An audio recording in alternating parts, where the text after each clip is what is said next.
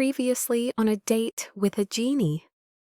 Herman finds deliciously smelling rice cooked in his house, despite having locked his house and him alone in possession of the key to the house. Who could have cooked it? Could it be a person from another world? Part 2 of our story unravels the mystery of the cooked rice. Read on.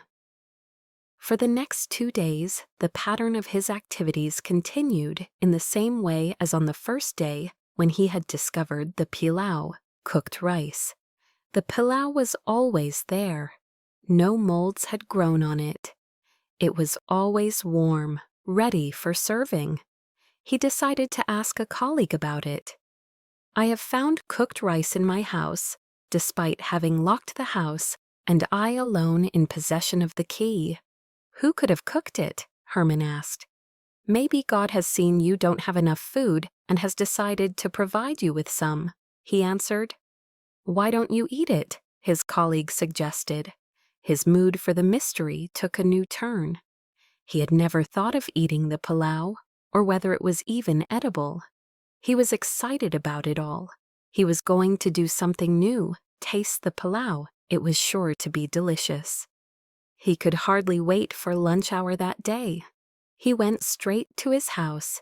He opened the door ready for bad or worse. He took a plate and served himself with a few spoonfuls of the dreaded pilau. He took a mouthful of it. Immediately, a beautiful woman appeared seated on a stool opposite him. It would have been a hair-raising revelation, but the way she sat, relaxed, changed the whole atmosphere to be a friendly encounter. She was of fair complexion, her hair tied in a knot at the back. She had big sparkling eyes, full mouth, and a permanent smile that seemed inviting. She wore a sleeveless dress, cut in a V-shape at the neck, exposing one of the most beautiful skins that Herman had ever seen. Words failed him, but his eyes could not tire of looking at the beautiful features of the woman in front of him. Every part of her body was the right shape, size, and color. She was a perfection of beauty. Where were you? Herman finally found his voice. Just right here, she answered in a musical voice. He would have liked to ask her how, but he decided that would be impolite. Instead, he asked her name. Khadija. She replied in that same melodical voice. He invited her for lunch, but she politely declined. He also decided he had had enough.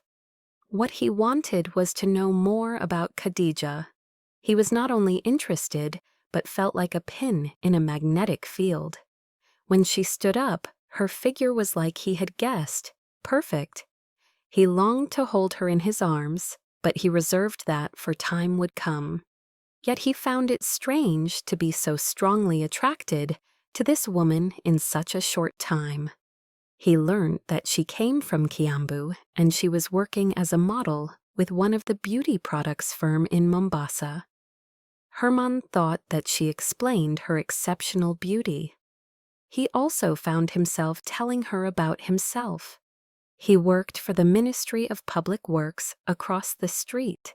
He was single and looking for a companion who was ready to lead life with him. She, too, said she was alone and had seen him several times and decided to give him a surprise. Herman wondered how such a beautiful woman could be lonely, but thought himself fortunate that it was so. Time passed quickly, and soon it was time for Herman to go back to work. They left the house together. She was to catch a bus to town where she had an assignment. She lived nearby, just a few flats away, she told Herman. On his request, she agreed to come back in the evening. Then, where was she?